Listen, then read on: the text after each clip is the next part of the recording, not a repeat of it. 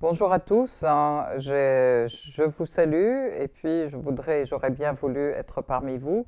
Malheureusement, le Covid apparemment nous joue des tours pour entraver nos rencontres, mais de toute façon, on va pouvoir se retrouver à travers les ondes comme ça. Je voudrais remercier Monsieur Gabriel Gallis qui a organisé cette conférence avec l'association d'amitié Suisse-Venezuela et l'association d'amitié Suisse-Cuba. Je voudrais exprimer toute ma solidarité avec le peuple vénézuélien, le peuple cubain. Je vous salue tous. Je salue aussi tous les intervenants. Et puis, je vous remercie d'être là pour cette conférence qui est très importante en fait mondialement à cause de tous les événements qui se font aujourd'hui, qui font la naissance d'un nouveau monde qui est né à travers ou après la résistance importante du peuple syrien et de son armée face à l'agression américaine, pour faire échec aussi au projet Nouveau Moyen-Orient, le projet américain et sioniste et de l'OTAN. Donc, c'est vrai que cette conférence revêt une importance primordiale. Je voudrais aussi remercier l'Université de Berne qui nous accueille. Et donc, voilà, je vais commencer mon exposé. Alors, pratiquement, je vous l'expose en gros, comme ça, les grandes lignes. Mon exposé s'intéresse d'abord à ce que c'est les points essentiels de la Charte de l'ONU, et puis les pratiques, les différentes pratiques aussi d'agression des États-Unis qui d'année en année en fait se diversifient et deviennent de plus en plus violents, de plus en plus profonds, de plus en plus vastes et touchant des domaines de plus en plus importants, aussi bien des agressions par le terrorisme que des agressions par les médias, les grandes manœuvres et guerres médiatiques, et puis les guerres cybernétiques, les guerres par ce qu'on appelle les médias sociaux, en fait. Et donc l'espionnage et surtout, alors la guerre dite par les sanctions, entre guillemets, qui sont l'embargo, qui visent effectivement à affamer les peuples pour les mettre à genoux et pour surtout faire appliquer et faire plier la tête des dirigeants et des peuples de manière à ce que le diktat américain soit appliqué, quelle que soit la volonté des peuples. Mais on voit que, en fait, cette période est révolue, je peux dire, ou elle est en train d'être révolue par la résistance des peuples. Je voudrais saluer la résistance du peuple cubain qui subit aussi des pressions et des embargos depuis les années 60, le peuple vénézuélien, le peuple iranien qui depuis les années 70 aussi est sous embargo, comme on dit. Donc le peuple palestinien aussi, qui est à Gaza aussi, partout, il est sous embargo et agression quotidienne de l'État d'Israël. Et puis, bien sûr, le peuple syrien, le peuple libanais, on est tous en but aux sanctions, dites sanctions, qui sont illégales et qui n'ont absolument rien de légal au vu de la loi internationale et de la charte de l'ONU, mais aussi par rapport aussi à des agressions sous différentes formes. Je voudrais saluer aussi le peuple bolivien et un salut spécial au président bolivien Evo Morales qui, bien qu'il ait été élu, qui se retrouve aussi en fait, suite à un coup d'État et le président Maduro qui continue à faire échec au coup de butoir américain qui vise aussi tout le temps à transformer le Venezuela en chasse gardée américaine et surtout une source de pétrole pour les États-Unis en affamant le peuple vénézuélien. Donc, merci beaucoup à vous tous. Alors, je voudrais rappeler quand même les premiers points de la charte de l'ONU. Ça, c'est premièrement, l'organisation est fondée sur le principe de l'égalité et la souveraineté de tous ses membres. Les membres de l'organisation règlent leurs différends internationaux par des moyens pacifiques, de telle manière que la paix et la sécurité internationale ainsi que la justice ne soient pas mises en danger. Les membres de l'organisation s'abstiennent dans leurs relations internationales de recourir à la menace ou à l'emploi de la force, soit contre l'intégrité territoriale ou l'indépendance politique de tout État, soit de tout autre. Donc, en fait, clairement, toute la pratique de la politique américaine, des États-Unis, je dis états-unienne en fait parce que l'Amérique est un continent et c'est vrai qu'on a tendance à dire abusivement américaine et c'est un mauvais vocable en fait. Il vaut mieux dire toujours États-Unis. Depuis longtemps, les États-Unis, et je dirais même depuis la création de l'ONU, les États-Unis et les grands pays, en fait, entre guillemets, les pays coloniaux, les grands pays coloniaux, la France, l'Angleterre, l'Allemagne, etc., n'arrêtent pas de violer cette charte dans leur manière de traiter les peuples. Bon, effectivement, avec des simulacres différents. Pourquoi les États-Unis, après la guerre du Vietnam, ils ont décidé qu'il n'y aura pas d'agression militaire directe, mais n'empêche que, pourquoi? Parce qu'ils ne veulent pas que des soldats états-uniens meurent, parce que ça leur pose des problèmes à l'intérieur du pays. Du coup, ils ont décidé d'intervenir par proxy, c'est-à-dire par des gens interposés, alors soit du même pays, soit d'autres pays. Même d'ailleurs, ils l'ont utilisé au Vietnam, ils ont bien utilisé le Vietnam du Sud contre le Vietnam du Nord. Donc, depuis la déclaration de la guerre par Bush, en fait, contre la guerre contre le terrorisme en 2001, le bombardement de l'Afghanistan, les Américains, les États-Unis continuent à s'ingérer dans tous les peuples et à bombarder, que ce soit par des drones, que ce soit sous des prétextes différents, fallacieux. Alors ils disent c'est contre le terrorisme, alors que tout le monde sait que ce sont eux, et ils l'ont dit, ce sont eux qui ont créé le terrorisme, ce sont eux, Hillary Clinton l'a écrit dans son livre, Hard Choices, Trump l'a dit à plusieurs reprises, c'est nous qui avons créé Al-Qaïda pour lutter contre l'Union soviétique, c'est nous qui avons créé aussi Daesh et Al-Nusra. On sait bien que Al-Nusra et Daesh sont soutenus par les États de l'OTAN. Alors, bien sûr, la Syrie, alors je reviens plus vers la Syrie maintenant, parce que c'est vrai qu'on peut parler longtemps des agressions contre tous les pays, mais la Syrie se bat contre le terrorisme depuis 10 ans maintenant, et contre les ingérences OTAN, ESA et Israël, bien sûr, et depuis 10 ans, depuis 2011. Et en fait, ils ajoutent aussi à leurs différentes formes de terrorisme, le terrorisme le plus barbare, en fait, qui a été vraiment élevé, et je dis élevé, par les États-Unis dans les prisons de Guantanamo, etc. Des gens qui ont été entraînés à couper des têtes, à éventrer les gens, à violer des femmes, et à commettre les pires exactions contre la population. Ça, c'est un point à part par rapport à la population et par rapport aux êtres humains.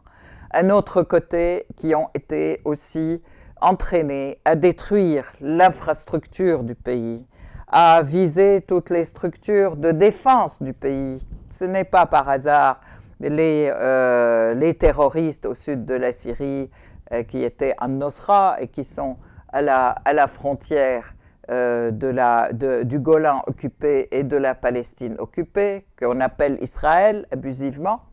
Et donc, ils ont commencé par viser les défenses, toutes les défenses syriennes, les défenses aériennes, etc.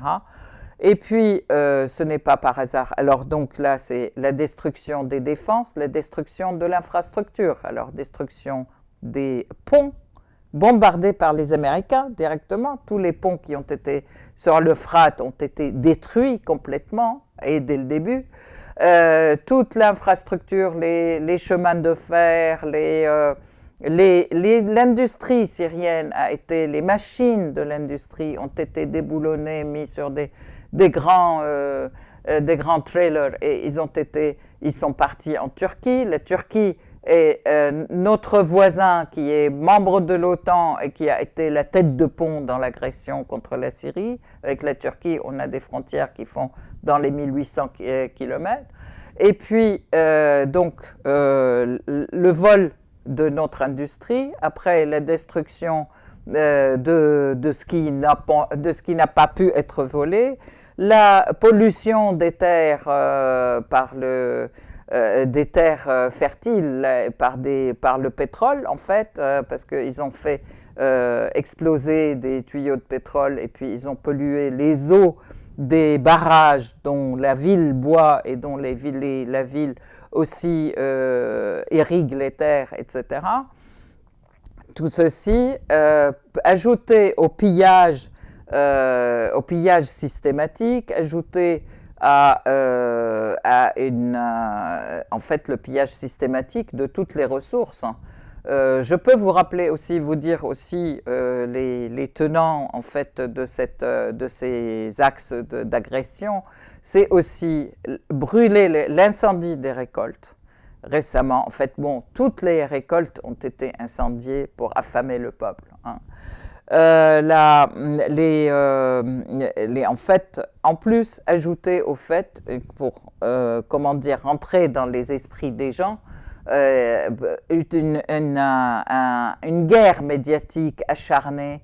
On a vu récemment les leaks de Grey Zone, en fait, des experts de l'ONU même, etc., qui montrent que comment des milliards ont été dépensés pour faire des contrats avec des médias mainstream, etc., pour raconter à tour de rôle tout le temps et matraquer les gens par des mensonges, par des scénarios qui ont été préparés à ça, par exemple le scénario les cinémas, je peux dire, des attaques chimiques, alors que ce sont les terroristes ont attaqué la population sur le plan chimique par des armes chimiques. On accuse l'État syrien. Il y a eu des massacres qui ont été effectués à travers le pays, qui ont été mis sur le dos de l'État syrien. Donc, non seulement il y a une destruction humaine, mais il y a aussi une destruction des esprits des gens, mais en même temps, il y a une volonté de provoquer un exode de la population. Donc, il y a eu des problèmes, bien sûr, de réfugiés, mais les gens partaient, non pas parce qu'ils fuyaient, comme les médias disaient, le pouvoir de Bachar al-Assad, mais surtout, ils fuyaient pour fuir les exactions des terroristes qui envahissaient les villages et qui massacraient tout le monde à 5 heures du matin, les gens dans leur lit, qui éventraient les femmes, les enfants, etc. Et donc, vraiment des horreurs que le peuple syrien a vécues, et des erreurs sont racontées, des mensonges aussi racontés ailleurs, mais aussi, enfin, sur tous les médias, pas seulement les médias occidentaux, parce qu'il y a aussi des médias arabes comme Al-Arabiya, Al-Hurra, Orient, etc., qui sont aussi liés et qui ont pactisé avec l'envahisseur hein, pour mettre à genoux le peuple syrien. Et tout ça pour faire plier le pouvoir syrien qui lève la tête devant le diktat américain parce qu'on veut lui faire reconnaître l'État d'Israël. On veut aussi porter atteinte à son indépendance politique et surtout économique. Je voudrais rappeler qu'en 2010, l'État syrien était à zéro dette hein, et c'est un État autosuffisant et depuis dans les années 2008, alors que l'Occident se débattait dans ses crises économiques, etc., la Syrie accusait surtout un développement économique de 6 à 7%. Donc, bien sûr, malgré le fait que nous sommes sous sanctions économiques ou sous embargo, je peux dire économique depuis 1974. Donc tout de suite après la guerre de 1973, que nous célébrons aujourd'hui, la guerre contre l'occupant israélien, et qui a fait aussi sa peur et son élan pour détruire la Syrie avec les États-Unis et les pays de l'OTAN. Donc en fait, face à cela, effectivement, je pourrais aussi continuer sur les accusations du chimique. Alors là, je voudrais rappeler quand même les rapports de Seymour Hersh et Theodore Postol, un expert réputé d'une grande université des États-Unis. Que je voudrais rappeler aussi les rapports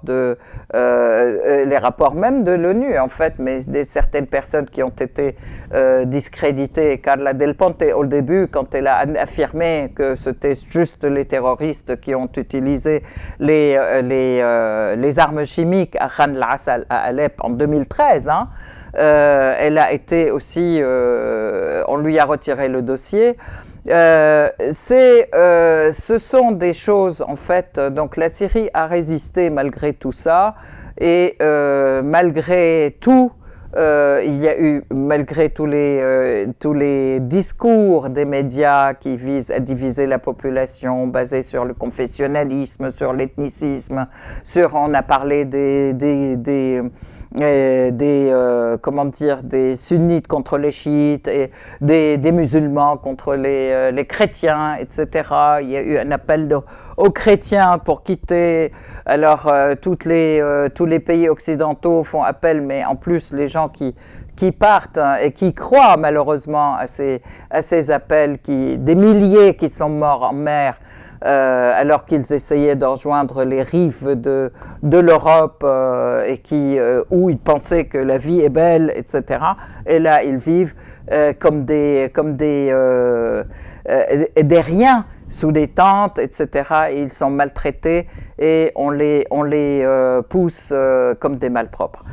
Alors, je voudrais aussi évoquer l'utilisation d'une des ethnies qui fait partie intégrante du peuple syrien, les Kurdes. Alors, et tout le monde a joué sur les Occidentaux ont joué sur les Kurdes. La France, d'ailleurs, en particulier, a joué sur les Kurdes pour faire.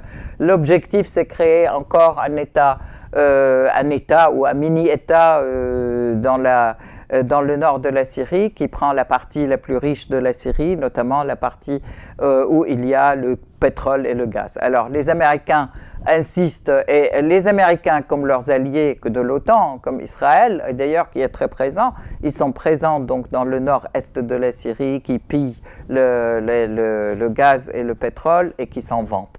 Alors, je voudrais dire, la Syrie a résisté, elle a résisté aussi avec ses amis. D'abord, je voudrais remercier la Chine et la Russie. D'abord, grâce à leur veto, la Syrie n'a pas été envahie militairement, ça c'est un premier point. Le deuxième point, effectivement, l'Iran a beaucoup aidé, c'est un autre allié stratégique et ça fait partie, je dirais, des conditions exigées de l'Occident ou de l'OTAN et des États-Unis, c'est de couper les relations avec l'Iran et couper les relations avec la résistance libanaise et avec la résistance palestinienne. Et ça depuis 2003. Alors, on refuse effectivement.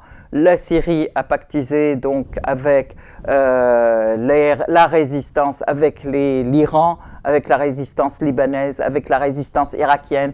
Et en fait, elle s'est opposée. À partir de 2015, elle a appelé des amis de longue date, en fait, qui sont la Russie. Et donc, la Russie est intervenue à partir de 2015. Effectivement, leur intervention a été très positive. Vous allez voir d'ailleurs dans les cartes l'évolution de la carte syrienne entre 2013 où les terroristes étaient partout et 2020 où il y a quand même la Syrie a réussi à récupérer avec l'aide la Syrie a réussi à récupérer avec l'aide de la Russie et l'aide de nos amis iraniens et de Hezbollah libanais et aussi d'autres parties de la résistance libanaise et syrienne. Donc nous avons réussi à récupérer 85% de notre territoire.